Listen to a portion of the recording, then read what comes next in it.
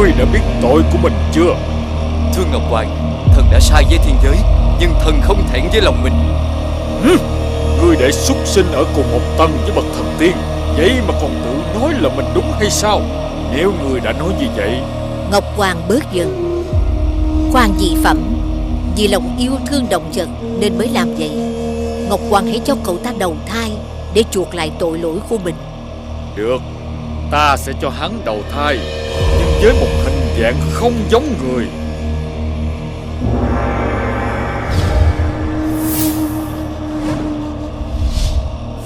Xin Ngọc Hoàng hãy cho cậu ta đầu thai vào nhà kia. Bà ơi, tôi bắt được một con cá nè. Ông giỏi quá à. Nè ông Tư bà Tư, nay ta muốn ăn nấm. Hai ngươi đi vô rừng hái nấm cho ta mau lên. Dạ dạ, tôi đi liền thưa ông.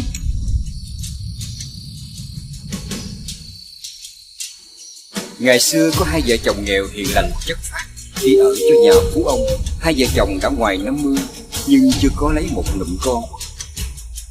Thôi bà ngồi nghỉ đi, để tôi hái cho. Tôi khát nước quá ông à.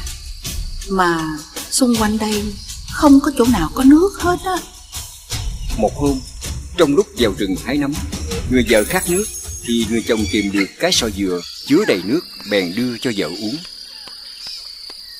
Chắc là nước mưa còn sót lại, mình uống đi.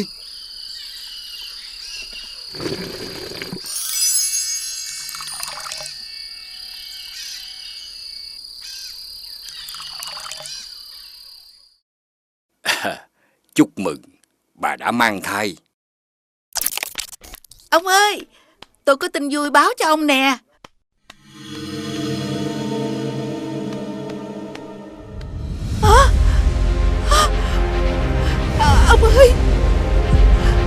Ông ơi, ông sao vậy? Ông ơi.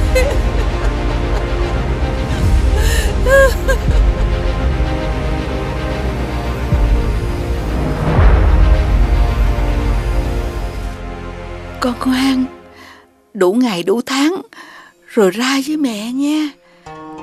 Chị Tư nghỉ tay, uống một ngụm nước cho mát. Dạ thôi, cảm ơn bà chủ.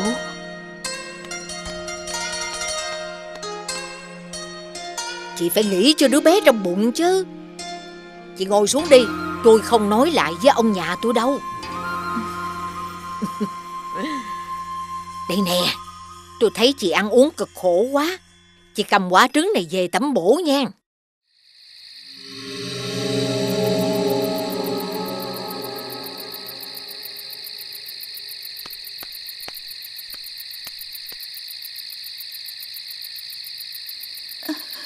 Ông ơi, ông sống khôn thác thiên, phù hộ độ trì cho con mình được khỏe mạnh.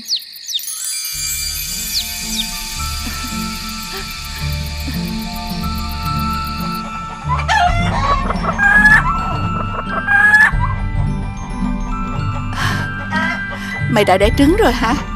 Giỏi quá.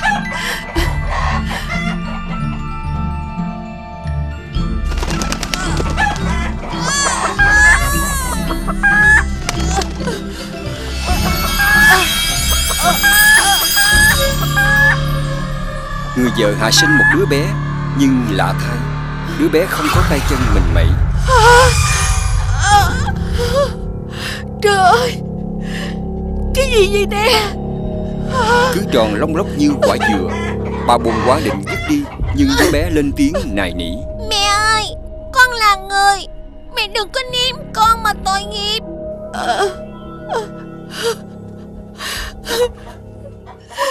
Được, được, mẹ không ném con đâu. Từ nay con tên là Sọ Dừa nha. Dạ, con thích lắm. Thời gian thấm thoát thôi đưa. Đã nhiều năm trôi qua, nhưng sọ dừa vẫn như vậy, chỉ là lớn hơn một chút.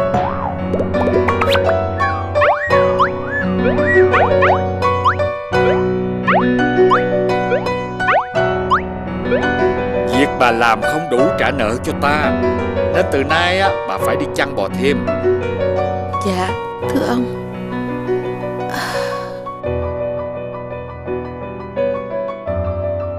Mẹ ơi, hay là mẹ xin Phú ông để con đi chăn bò đi. Không được đâu. Con như vậy không khéo bị bò giẫm chết đó. Mẹ đừng lo, con chăn bò được. Con chăn bò tốt lắm đó.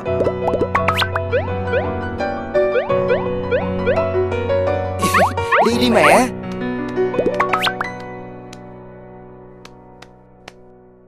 Dạ bẩm ông. Bà muốn xin cho thằng sọ dừa con bà đi chăn bò nhà ta hả? Dạ bẩm ông. Con tôi chỉ xin lấy nửa tiền công.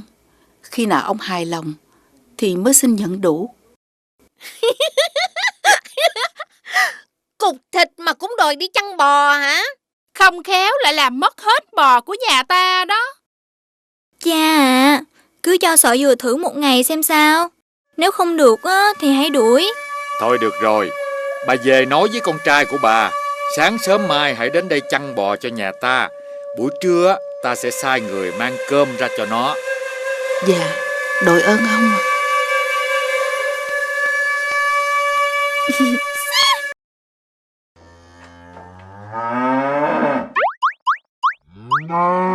Đây là đàn bò tốt nhất của ta, phải chăn cẩn thận.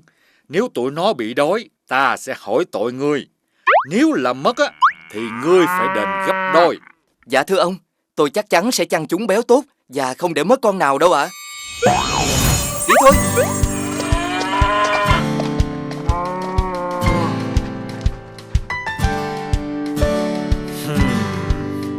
Nếu đàn bò của ta không được ăn no hay bị mất á, thì ta sẽ không tha cho nhà các ngươi.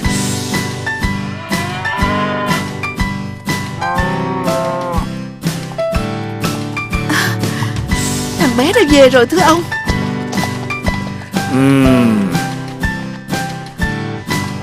Một thời gian sau, sọ dừa chăn đàn bò trở nên béo tốt.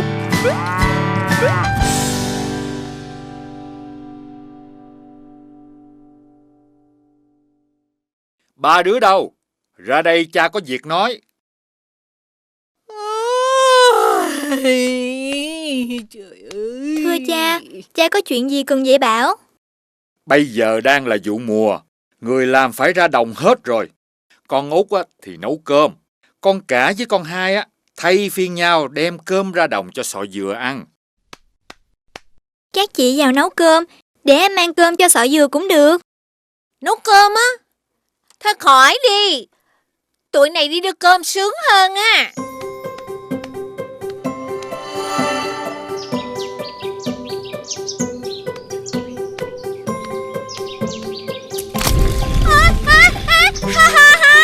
Cứu chị!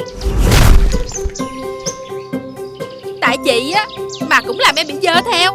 Từ nay ngã thì đừng có kêu. Mày phải nhớ, chị ngã im đừng. Biết vậy đó con Út nó đi cho rồi.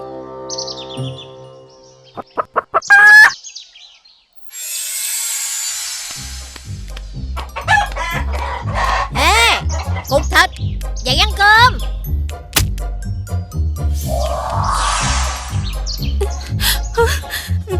Hay là nó chết rồi? Chị sờ thử xem. Gớm chết đi được sao mà sờ. Nhìn xác xem có thấy nó còn thở không.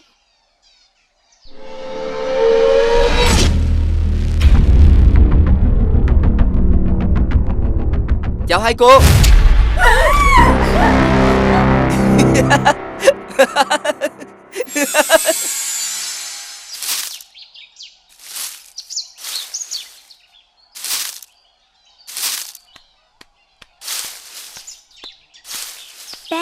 Bác để con quét cho. Thôi, tôi nào dám. Ông chủ biết sẽ la đó.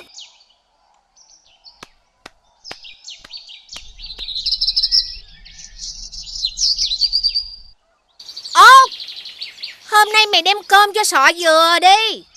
Dạ được, vậy các chị nấu cơm giúp em nha. Mày đi về rồi vào nấu. Tụi tao đi chơi đây.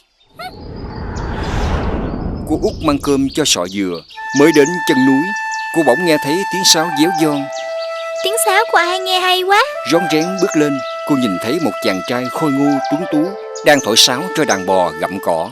Thế nhưng trong phút chốc, chỉ thấy sọ dừa nằm lăn lóc. Thế rồi, Ngày nào cô Út cũng mang cơm đến cho sọ dừa. Nhiều lần để ý, cô Út biết sọ dừa không phải là người thường, nên đã đem lòng yêu quý.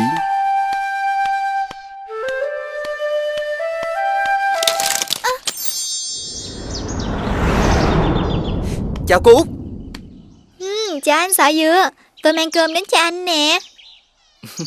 Hôm nay cô Út cho tôi ăn sơn hào hải vị nữa hả? Anh vất vả làm việc, phải ăn mới có sức chứ. Để tôi giúp anh ăn nha.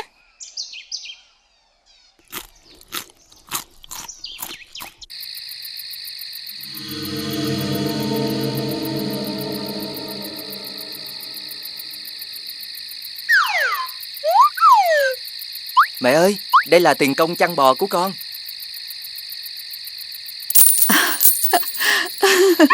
Con trai mẹ thật là giỏi. Mẹ ơi, con muốn cưới vợ. Con như vậy, làm gì có ai chịu lấy con. Dạ, mẹ cứ đến nhà phú ông, hỏi con gái phú ông cho con đi. Đũa móc, sao dám chồi mâm son hả con? Lấy người nghèo đã khó, lấy con gái phú ông còn bị người ta chê cười cho. Mẹ cứ nghe lời con đi, con chắc chắn sẽ lấy được con gái phú ông. Sáng sớm mai mẹ qua đó hỏi vợ cho con đi.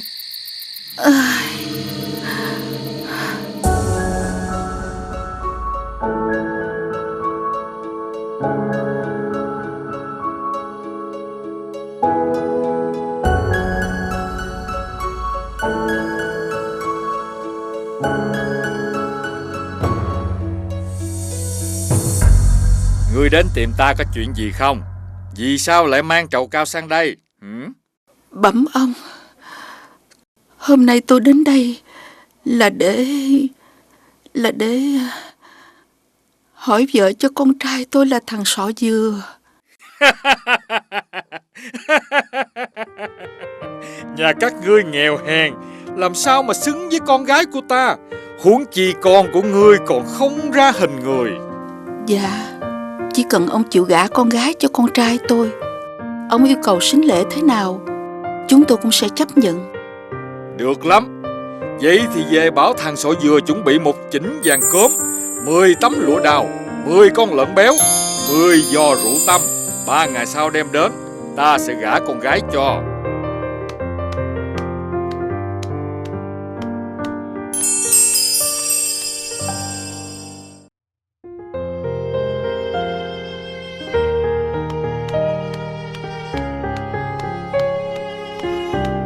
Ông ấy đồng ý gả, nhưng phải mang được một chỉnh vàng cốm, 10 tấm lụa đào, 10 con lợn béo, 10 giò rượu tâm sang làm lễ vật. Nhà mình nghèo lắm. Thôi, không cần lấy vợ làm gì đâu con. Mẹ yên tâm, đến ngày đó con sẽ có đầy đủ lễ vật.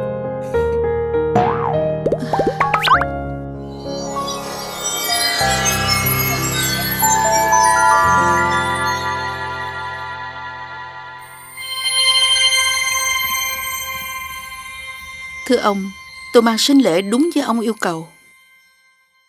Trong các con, ai muốn lấy Sọ Dừa? Người không ra người, ngợm không ra ngợm. Con không thèm. Cục thịt đó, có cho con còn dứt đi. Vậy còn ý của con thế nào? Dạ thưa, cha đặt đâu thì con xin ngồi đó.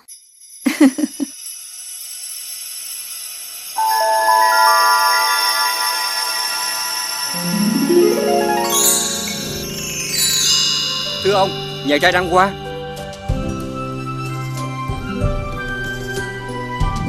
Ngươi là ai? Dạ bẩm, con chính là Sọ Dừa. Xin phép cha cho con được rước vợ con về nhà. Lúc rước dâu, chẳng ai thấy Sọ Dừa trọc lóc xấu xí đâu, chỉ thấy một chàng trai khôi ngô tuấn tú. Mọi người thấy vậy đều cảm thấy sửng sốt và mừng rỡ.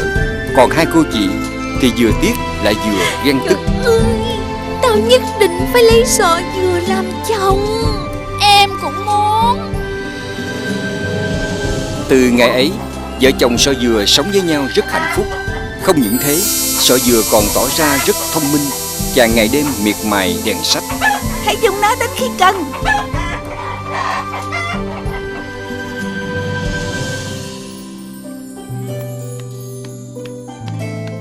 Mình ơi, nghỉ ngơi một lát đi rồi học tiếp. Sắp thi cử rồi, anh phải chăm chỉ học, đặng thi cử cho tốt. Vậy anh cứ học đi, để em quạt cho anh học bài.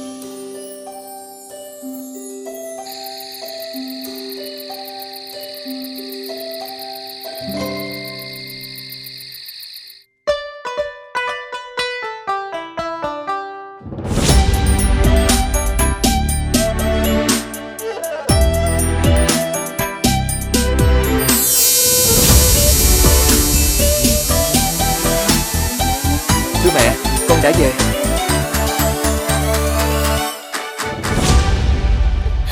Chị ơi xem kìa, chồng con út á, vậy mà lại đổ trạng nguyên. Con út á, thật là may mắn. Không thể để nó sống hạnh phúc như vậy được.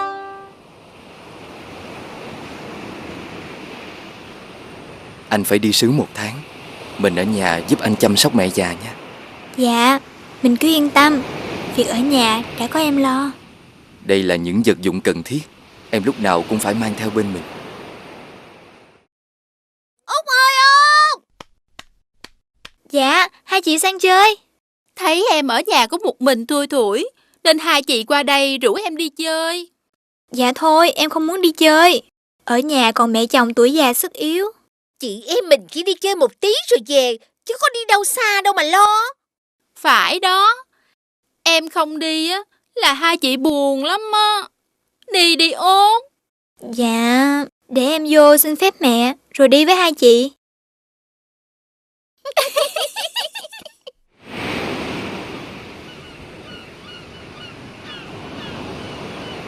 Hai chị bảo đi chơi một chút, lại đi thuyền ra biển thế này.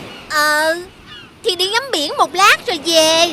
Cô Út xem kìa, chim hải âu đang bay đó.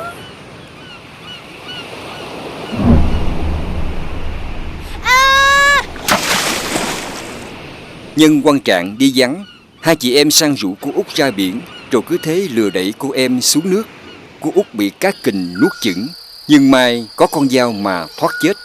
Cô dạt vào một hòn đảo, lấy dao khoét bụng cá chui ra, đánh đá lấy lửa nướng thịt cá ăn. Sống được ít ngày trên đảo, quả trứng cũng kịp nở để làm bạn cùng cô Út.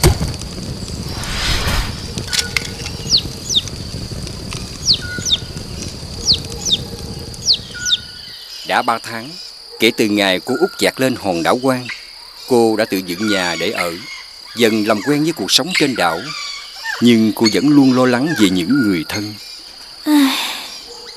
Ước gì ta được về đất liền để đoàn tụ cùng gia đình.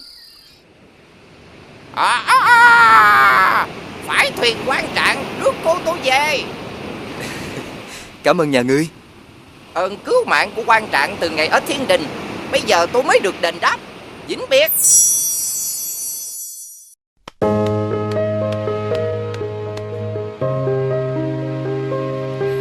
Đưa vợ về nhà, Quan Trạng giấu vợ trong nhà không cho ai hay biết. Hai cô chị thấy Quan Trạng về thì khấp khởi mừng thầm, tranh nhau kể chuyện cô em rủi ro ra chiều thương tiếc lắm. Chúng tôi là chị em như hình với bóng. Giờ cô Út mất, tôi xin được thay cô Út mà chăm lo cho Quan Trạng. Không, tôi lớn, tôi phải là người thay cô Út chăm sóc cho Quan Trạng mới đúng đó. Không, tôi mới đúng. Sao không chịu? Là tôi. Chồng em, thì em xin phép được chăm sóc. Con dâu tôi chưa chết, thiệt là mai phước mà. Hai cô chị nhìn thấy cô em thì xấu hổ quá, lén bỏ ra về rồi từ đó bỏ đi biệt xứ. Vợ chồng của Út và Sọ Dừa chăm chỉ hiền lành, sống hạnh phúc bên nhau suốt đời.